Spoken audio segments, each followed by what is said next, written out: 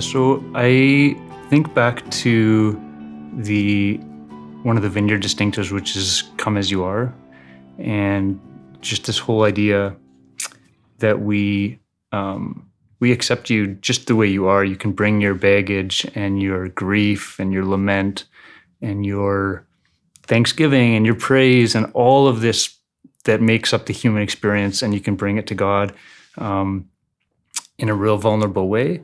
And so I really tie vulnerability in with intimacy when I think about worship. Yeah, I think in the Vineyard, we try hard to make space for that kind of vulnerability and intimacy. And this whole idea, and Krista talked about this earlier, about being known, I think that's really important. When my family moved out to Calgary recently, after living in Ontario for over 20 years, we were very known in that community. And that was a serious lack that we felt when we moved out to Calgary. This whole not being known was really difficult for us. And I think there's something in that. I don't know what it is for us as we think about worship. But yeah, this whole idea of being known by God, but also by the community. So it kind of goes like horizontally and vertically. So this ties into the value of community as well, known and being known. I think this also ties into, for me, it ties into honesty. So again, we come as we are, no pretense. And it's why it's so important that I think our repertoires of our songs include a wide spectrum. So like confession and lament, as well as the praise and the thankfulness. And yeah, I think this whole idea of wholeness of who we are as humans, the fact that we want to try and be as honest as we can and authentic.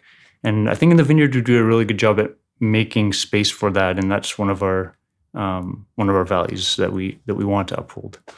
I do have a story about intimacy that is really vivid in my mind. When I was about 18 years old, I was working on a recording project with my dad, and we had just finished this song called "Simply to Your Mercy." And there's this chorus, "Simply to your mercy I cling." And I was playing this at the church on the loudspeakers, and no one knew I was there.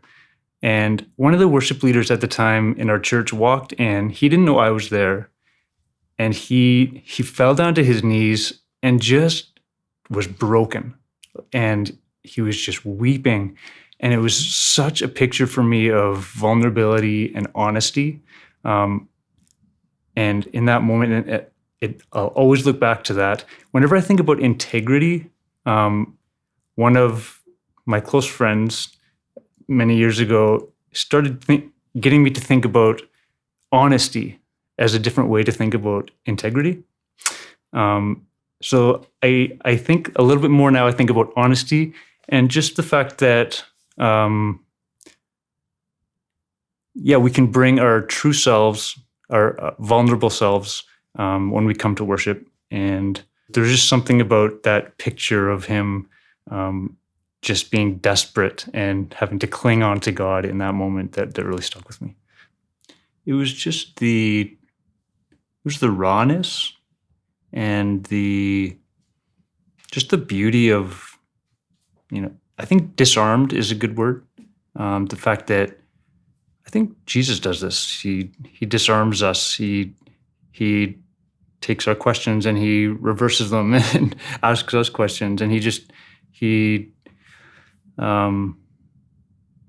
has this ability to evoke things in us that we didn't even know were there.